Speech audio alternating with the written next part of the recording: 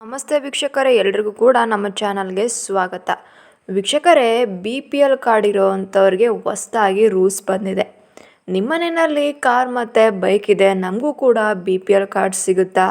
ನೋಡಿ, ಸರ್ಕಾರದಿಂದ ಹೊಸ ನಿರ್ಧಾರಗಳು ಬಂದಿವೆ. ಎಲ್ಲದೂ ಕೂಡ ಸಂಪೂರ್ಣವಾಗಿ ಹೇಳ್ತೀನಿ. ಈ ವಿಡಿಯೋ ಇಷ್ಟ ಆದರೆ ಒಂದು ಲೈಕ್ ಮಾಡಿ, ಎಲ್ಲರೂ ಕೂಡ ನಮ್ಮ ಚಾನಲ್ನ ಸಬ್ಸ್ಕ್ರೈಬ್ ಮಾಡ್ಕೊಳ್ಳಿ. ಸ್ನೇಹಿತರೆ, ನಮ್ಮ ದೇಶದಲ್ಲಿ BPL ಕಾರ್ಡ್ ವಿತರಣೆ ಬಗ್ಗೆ ಈಗಾಗಲೇ ಹಲವಾರು ರೀತಿಯ ಮಾಹಿತಿಗಳನ್ನು ಹೇಳ್ತಾ ಇದ್ದಾರೆ. ಹಲವಾರು ಗೊಂದಲಗಳು ಕೂಡ ಇವೆ. ಆರ್ಥಿಕದ ಒಂದು ಸ್ವಾತಂತ್ರ್ಯ ನೀಡಬೇಕು, ಎಲ್ಲ ವರ್ಗದವರೆಗೂ ಕೂಡ ಜನರ ಒಂದು ಪರಿಸ್ಥಿತಿಯನ್ನು ಒಂದು ಪರಿಗಣಿಸಿ ಅದನ್ನು ಮನದಟ್ಟಲ್ಲಿಟ್ಕೊಂಡು ನಮ್ಮ ಭಾರತ ಸರ್ಕಾರ ಒಂದು ಪಡಿತರ ಚೀಟಿಯನ್ನು ಜಾರಿಗೆ ತಗೊಂಬಂದಿದೆ. ಏನು ಬಡತನ ರೇಖೆಗಿಂತ ಕೆಳಗಿರುವವರು ಇರ್ತಾರೋ BPL, ಅವ್ರಿಗೆ BPL ಒಂದು ಪಡಿತರ ಚೀಟಿ ಅಂತ ಕೊಡ್ತಾರೆ.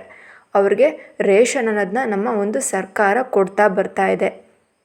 ಆದರೆ ನಮ್ಮ ನಾಡಿನಲ್ಲಿ ಕೆಲ ವರ್ಗದ ಜನರು ಆರ್ಥಿಕವಾಗಿ ಒಂದು ಪ್ರಬಲವಾಗಿರ್ತಾರೆ, ಸ್ಥಿತಿವಂತರಾಗಿರ್ತಾರೆ. ನಕಲಿ ಒಂದು ದಾಖಲೆಗಳನ್ನು ನೀಡಿಬಿಟ್ಟು ಅವರು ಉಚಿತವಾದಂಥ ಪಡಿತರ ಧಾನ್ಯಗಳನ್ನು ತಗೊಳ್ತಾ ಇದ್ದಾರೆ. ಏನು ಪಡಿತರ ಚೀಟಿ ಮುಖಾಂತರ ನಾವು ಕೂಡ ಬಡವರು ಅಂತ ಹೇಳಿ ಈಗಾಗಲೇ ಸುಮಾರು ರೀತಿಯಾಗಿ ಅವರು ಸರ್ಕಾರದಿಂದ ಹಲವಾರು ರೀತಿಯ ಯೋಜನೆಗಳನ್ನು ತಗೊಳ್ತಾ ಇದ್ದಾರೆ. ಇದ್ರ ಹೊರತಾಗಿ ಏನು 100 cc ಅಂತ ಹೆಚ್ಚಿನ ಒಂದು ಸಾಮರ್ಥ್ಯ ಇರುವಂಥ ಇಂಜಿನ್ ಹೊಂದಿರುವವರ ಮನೆಯಲ್ಲಿ ಎಲ್ಲ ವಾಹನಗಳು ಸಹ ಅದು APL ವರ್ಗದ ಅಡಿಯಲ್ಲಿ ಬರುತ್ತೆ ಅಂತೇಳಿ ಸರ್ಕಾರ ತಿಳಿಸ್ತಾ ಬರ್ತಾ ಇದೆ. ಅವರಿಗೆ BPL ಕೊಡಲ್ಲ ಅಂತ ಹೇಳ್ತಿದ್ದೆ. BPL ಕಾರ್ಡನ್ನ ರದ್ದು ಮಾಡ್ತೀವಿ ಅಂತ ಹೇಳ್ತಾ ಇದ್ದಾರೆ. ಇದೇ ರೀತಿಯಾಗಿ ವಾಹನ ಮತ್ತು ಸೌಲಭ್ಯಗಳನ್ನು ಪಡೆದಿದ್ದರೆ ನಿಮಗೆ ಯಾವುದೇ ಸಂದೇಹವಿಲ್ಲದೆ ನಿಮ್ಮನ್ನು BPL ವರ್ಗಕ್ಕೆ ನಾವು ಸೇರಿಸಲ್ಲ ಅಂತೇಳಿ ಹೇಳ್ತಾ ಇದ್ದಾರೆ.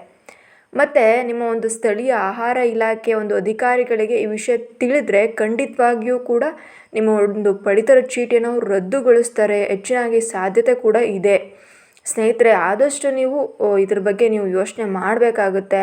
ಆಹಾರ ಇಲಾಖೆಯವರೇ ಬರ್ತಾರೆ ಅಂತೇಳಿ ಅವರು ಸರ್ಕಾರದವರು ತಿಳಿಸ್ತಾ ಇದ್ದಾರೆ.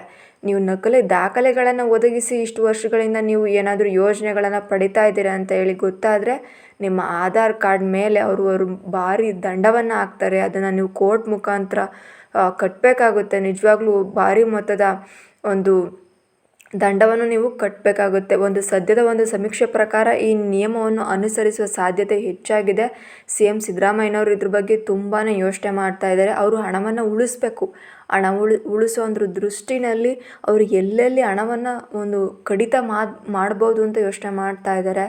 ಆದರೆ ಅದೇ ರೀತಿಯಾಗಿ ಈ ಒಂದು ಪಡಿತರ ಚೀಟಿಗಳನ್ನು ಬೇಡಲಿದ್ದವೆಲ್ಲ ಡಿಲೀಟ್ ಮಾಡಬೇಕು, ತೆಗ್ದಾಕಬೇಕು ಅವ್ರನ್ನ ಅಂತೇಳಿ ಅಂದ್ಕೊಂಡಿದ್ದಾರೆ. ಈಗ ಎಷ್ಟು ಜನಗಳನ್ನ ತೆಗ್ದಾಕ್ತಾರೆ ಅನ್ನೋ ಇನ್ನೂ ಡೀಟೇಲ್ಸ್ ಕೂಡ ಬಂದಿಲ್ಲ. ಅದು ಬಂದರೆ ಖಂಡಿತವಾಗ್ಲೂ ನಾವು ತಿಳಿಸ್ತೀವಿ. ಹೆಚ್ಚಿನ ಮಾಹಿತಿಗಾಗಿ ನಮ್ಮ ಚಾನಲ್ನ ಸಬ್ಸ್ಕ್ರೈಬ್ ಮಾಡ್ಕೊಳ್ಳಿ. ಥ್ಯಾಂಕ್ ಯು, ಧನ್ಯವಾದಗಳು.